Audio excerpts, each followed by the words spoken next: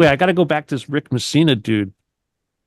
Um, he was behind this big attack. They had this group in Facebook that was trying to take over QAnon. It was called Mayflower. If you guys remember the Mayflower movement. Yes, Yeah, okay. I Well, do. Mayflower was a scam that was set up by, it wasn't just Roger Stone, it was also Alex Jones. He was in on this stuff too. Oh, shots fired. Yeah, no shit. They recruited this dude out of Texas, and they got this guy's son, who was kind of like an MK Ultra dude, and this guy's name was Kai Irwin. And he was the guy that was running this Mayflower movement. They also used him for running the legalized pot movement. They used him for the Occupy movement when that started, and now they were going to try to shuffle him over to do this other thing. But there's a whole cast of characters, but it all went back to this guy, Rick Messina in Encino. But like I said, this guy had a full on. I mean, I the shit that I found at this guy's house, because we did a lot of investigation, psychic type stuff, and it really screwed him up. Okay, he actually, and it wasn't just psychic. He owned two houses, and in one of the houses there was a tunnel, and it went all the way to the Skirball Center. You're going to love this, the Skirball Center, which is the largest Jewish cultural center in the United States. Oh, snap. Yeah, I've been Snap, there. yeah, Yeah. right. And it is what, a couple miles away from the Getty, 2.1 miles. It's also connected via tunnel. Really? Okay, so Yeah. remember, these are all networks. Okay, the Skirball. When we did this investigation of the Getty way back in 1990, and we did our first astral inspection, and we found all this crap. The first thing we saw was the connection to the Skirball Center. That was the most major thing. I mean, UCLA is connected to it, and a lot of the stars, the Hollywood stars, and people, Hugh Hefner's house, and Angelina Jolie's house, and a whole bunch of them. A whole bunch of those places are all connected. And I mean, they're connected. Ultimately, everything's connected. This is why it's so hard to hide the secret. But the thing is, this Rick Messina dude, he had this club on his property, and they called it the Happy Lizard Club. Okay, and when you went there, and it was like a bar. He had this bar built on his property, and all the comedians and stuff would go hang out with him. You know, guys like, was that the pedophile guy, Paxton? What his name? Patton. Yep. Yeah, you know who I'm talking about, right? Who? There's a comedian named something Patton or something like that. Total pedophile. Um, He's like way out in the open. Okay. I got pictures of these guys together hanging out. But the point is they did rituals at this Happy Lizard Club. They did satanic rituals. They did stuff where they would have like orgies, and women would get pregnant, and then they would wait for them to get, however, pregnant, and they would have abortions at this thing, and it was all part of the satanic crap. And they did other stuff. They killed people. They probably killed children.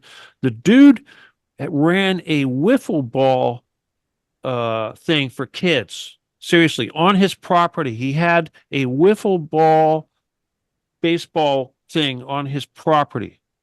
Okay, with grandstands and everything. And I know damn well these guys were doing stuff with children.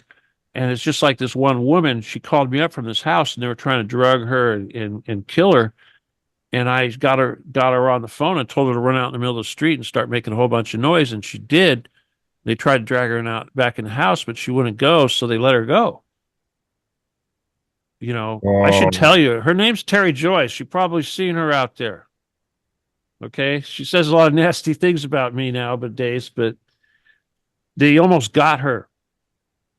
Okay. Turned her into a sacrifice. And I'll give you another story. This is another great story having to do with that club. There was a woman, and her husband was a lead on Saturday Night Live. Okay. I don't remember what his name was, but he died. Okay. This was a few years back. Okay. And when he died, this woman kind of like lost her entry to the club. Okay. And when he died, it was kind of like a falling out. You know, these Hollywood things are like, half the time when these people die, it's an execution, it's a sacrifice. They all face it. Once you join this club, it's like joining the Masons. Your life is on the line.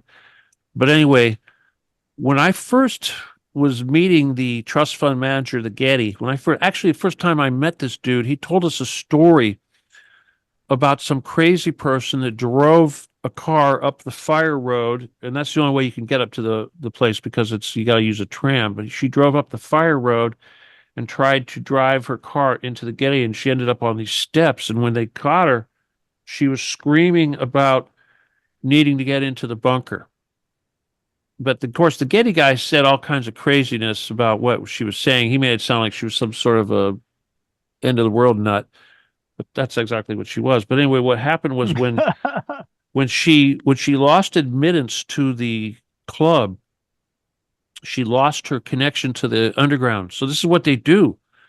This is how they get these guys to play along. All these rich people, this is why they do the stuff they do. They say, everyone's going to die except for you because you're going to get to go underground in this bunker and you're going to have this really cool condo and it's going to be a 24 hours party and everything else. And that's what all these people believe. So when they took that away from her, she crashed her car up there and said, let me back in. Because you see, over at that Lizard Bar, there's an entrance to the underground right next door.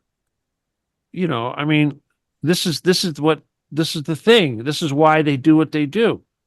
And underneath the Getty, of course, it's like a 24-hour satanic rave party is what it is. I mean, if you want to know what it's like a rave with it. I kind of liken it up to like in Pinocchio, when they take Pinocchio to whatever it is, Lost Boys Island or whatever the hell it is, and there's all kinds of food and cigars and everything you could possibly. That's what it's like down there. There's every kind of possible drug, sex, food, stimulus, music, whatever you could imagine is going on down there. And So, so what's really interesting about that is, we've talked a lot about tunnels on this show. There was a guy named Harry Morton, and Harry Morton was part of the Morton family that owned the steakhouse, and they owned the Hard Rock Casino in Vegas, which I used to do stand up there way back in the day.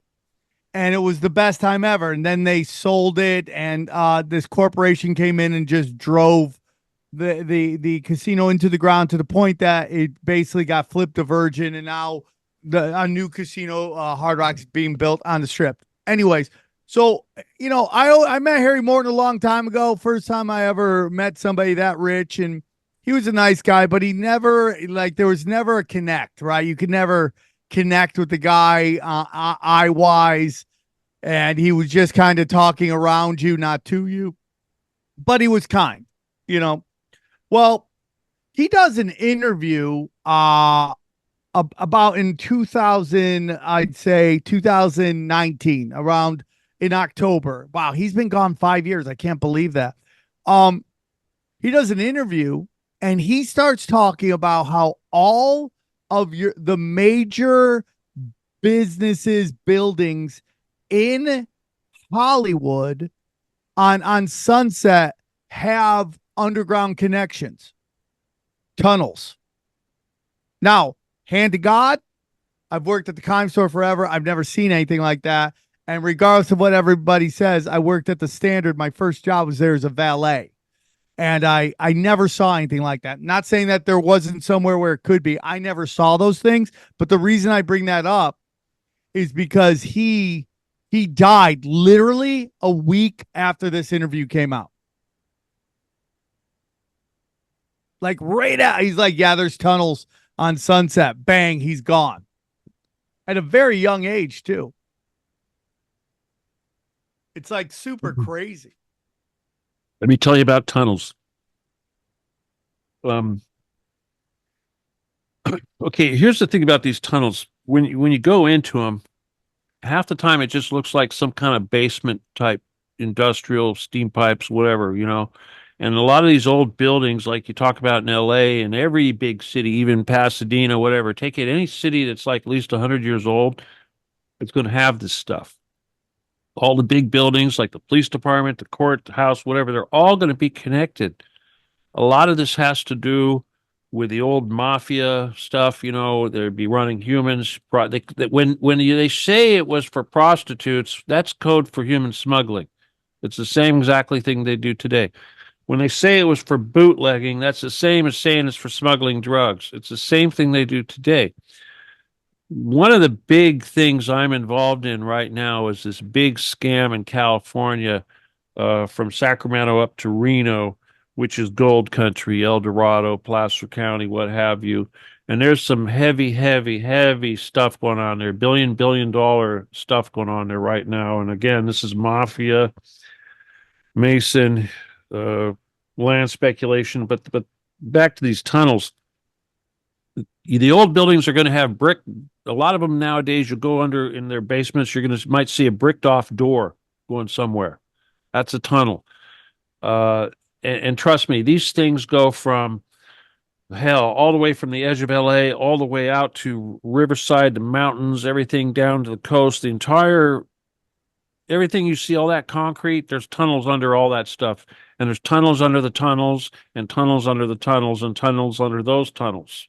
So they're still being built? They're being constantly built. A lot of times when people talk about these big booms and little earthquakes in these strange places, that's a bunker being built. Okay, that's a low yield nuclear bomb going off, usually four of them, and it'll make a big cavity. And what they'll do is they get in these cavities with these big earth moving. They'll come in there with these these tunnel boring machines. See, that's the thing. Everybody talks about tunnels. It's not the tunnels. It's the bunkers. Okay, these things are bunkers. Now, when you talk about tunnels, sure, tunnels are how you go between bunkers. And trust me, there's a lot of tunnels. You die just walking these tunnels. But the bunkers themselves are made out of tunnels because they'll use these nuclear explosions to create a big, huge cavity, hundreds of feet wide, Like hundreds of feet tall. they'll detonate it inside the earth? Underground, yeah, they'll dig down, Oh. whatever, a mile, whatever, and they'll do these nukes, usually four of them. They'll make a square, and then they'll drop a nuke down each one of these things. It'll create this big, huge cavity. But what they'll do is they'll get these tunnel boring machines inside these things. They'll build floors, and the big, huge cavity is going to be like a mezzanine kind of like thing or an atrium. You look at these hotels, they got a big, huge atrium. That's what that is. Okay, so then what they'll do is they'll have these tunnel boring machines radiate out from the center like spokes. Okay, like spokes on a wheel. And these things will be, 200 feet wide, whatever, right? Big, huge tunnels. And it's within those spokes, those tunnels, that they create the living places. Okay, so your condo is going to be, limited within that space. And then, of course, the transit. When people talk about tunnels, it's really transit's what you really think about. That's below everything. So when you're going down into one of these bunkers, and he doesn't even really get into the bunker till you're at least a mile down, you know, and then you're going to have multiple floors of bunker. Okay, and each one of these floors is like a city unto itself because you think of a city as like we think it's two-dimensional, but it's just the surface of the earth. I mean, it's relatively two-dimensional. We build skyscrapers and stuff. Imagine that as just one level of the bunker, and there'll be multiple stacks. So it's like cities on top of cities, basically.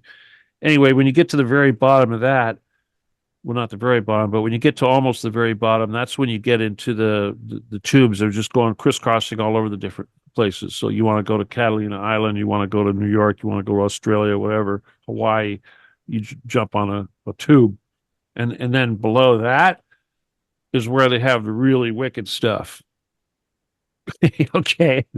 The really wicked stuff. Like the big, I mean, there's wicked stuff all over the place. They're eating babies and sacrificing humans all over the place and doing really horrible things to people all over the place. But when you get to the very, very, very bottom is when you get into the really hardcore, high level satanic ritual stuff. And this is where they're actually dealing with aliens. A lot of people think there's aliens all over the place. No, there's no aliens all over the place. And this is something that's really hard to explain to people because the aliens our level of reality is different from their level of reality. It's a higher level. They actually have to come down to us. And it's not a dimension, it's a density. So they use portals for this purpose, and portals are actually illegal in the cosmic God's law. God is very much against portals, and they use these portals to move around. So that's how they interact with us, and of course we provide sustenance for these things, but it's not physical. Okay, they get physical food, they get blood and all that. Of course, these guys want our blood, but they also want our negative human emotional psychic energy, which is called loosh. So we put out this. It's like when adrenaline, you get that adrenaline thing Yes. on. They talk about adrenochrome. Yes. Well, there's a mental component too, a spiritual component. It's like an energy, and you're in terror, and you're just you're putting that out, and that's what they're really harvesting. That's the stuff that these guys. 50% of the nutrition that these Draco consume is that, so it's this loosh collection is what it's really all about. Okay, it's So- not adrenochrome. So like a lot of times I get in trouble with some of the conspiracy community because I go, it's beyond the Jews. It is their low level, that's low hanging fruit. It's something above it that is way beyond the Abrahamic religions. That the Abrahamic religions are the middle management to all this, even though they are pushing us towards. Let me tell this you thing. about this, dude. Let's just get Okay. into this. First of all, Let's get into it. the Earth has had many epochs. Epochs are only like 20,000 years long. If you go back to like creation, Bible, Adam and Eve, and all that, that's supposedly only one epoch. And we look at this, and so begat so and so, and da da da da. We won't even talk about Abraham right now. But first of all, fuck Abraham. Okay, fuck Abraham. That's all I have to say. Fuck Abraham. Abraham was a pimp. That's it. And I can't stand it when I'm a Christian myself, but I get these evangelical types and they think that Abraham is a good person. And I said, really, go fetch your Bible. Bring it right here. Let's open up Genesis and let's read about Abraham and his pimping and his whore wife and how they made their nut pimping the damn Pharaoh. Okay, so fuck Abraham. But here's the thing. The kingdom of Solomon, the kingdom of David, even though everybody acts like it was a big fucking deal, it wasn't. The big deal was Phoenicia, right next door in Lebanon. Solomon didn't build the temple. The Phoenicians built the temple. The Phoenicians provided the lumber. The Phoenicians provided the stone. They provided everything. The Phoenicians were where this cult, this baby killing, this human killing cult came from. Everybody wants to blame the Babylonians, sure, Moloch and all that, but the Phoenicians were bigger. The Phoenician Empire, no one even knows how big it was. We know it was the entire Mediterranean. Carthage, of course, was really big. The only place Phoenicia did not occupy was Italy and Greece. Okay. And you know what? Once the Phoenicians sailed past Gibraltar, nobody knows where they were. And they went all the way to Australia because they can find that stuff in Australia. And what do they find? They find their sacrificial altars or their tophets where they killed humans. The Phoenicians invented banking. They invented the alphabet. They invented slavery. They invented human sacrifice. They invented Satanism. They invented all of this stuff. They invented usury. They invented fiat currency. Everything that we associate with the, pretender posers, Khazarians, whatever you want to call them. Do you believe in Khazarians? Of course. Khazaria is why they want to destroy Russia, because they want it back. And their capital was Kiev. But, here's the thing. You want to really talk about it. It's about Chabad. Chabad, if you take all the Jews in the world, which are basically 2% of the entire world population, out of all the Jews, only 2% of them are Chabad. And it's Chabad are the Satanist mafia bastards that started the Illuminati with Weishaupt and Meyer and Amschel Meyer Rothschild. They're Chabad. The Chabad is the mafia. When I talk about this world mafia intertel, it's run by Chabad. Okay. Now, when I'm dealing with Templars, okay, that stuff goes back to the Magna Carta, 19 or 1300, whatever the hell. Okay. The law of the world, the law of the land, the law of the West, the one that they're following in the Euro, like the one that's getting us to war in Ukraine, that's Magna Carta. Okay. And it all goes back to the crown. And people say, well, the crown is that's not necessarily England. That has more to do with the Templars. But no, the Templars and the Vatican and the nobles and the Hospitaliers and all these guys, they're just signers to the Magna Carta. So it's like that's the original mafia right there. It was like if you took all the families, all the godfathers, and they got together and had a big mafia meeting, that was the Magna Carta. And they're still following those rules today. And the great great godfather, the patron, is the damn crown. And the seat of the crown is under the Getty. And that's why I'm focused on the Getty, because whoever can take over that Getty is going to take over the crown, and whoever takes over the crown is going to end this shit once and for all. Because, here's the thing. You could fight them to the death, but if you want to end them, you got to take the seat of power. You got to seize the crown. That's why we are going after the Getty, because that's the seat of power. That's the crown. That's where the crown jewels are. That's where the Vatican Library is. That's where the Alexandria Library is. That's where all the money is. That's where all the gold is. That's where all the art is. This is so interesting. I look up Magna Carta. So you're telling me the mafia are the barons? Is that who they were? The barons? The barons and the aristocracy and all those guys are signers. They're all signers to the Magna Carta, because you got to remember, during that time back in Runnymede, whatever it was, 1300, you had King John, and King John had the Vatican behind him or whatever, and that included the Templars and the Hospitaliers. And then you had the aristocrats, the guys who were fighting. That would be the barons and the nobles and what have you. And basically, when they signed this peace treaty with King John, they said, all of us are going to get together and we're going to promise not to fight, not to compete, and we're going to allow everybody to have their own little thing going on. We're not going to interfere. But what's going to happen is that the crown is going to technically own 20% of everything. Now, this is mafia. Okay? I mean, we're talking about that show Narcos. It's the same damn thing.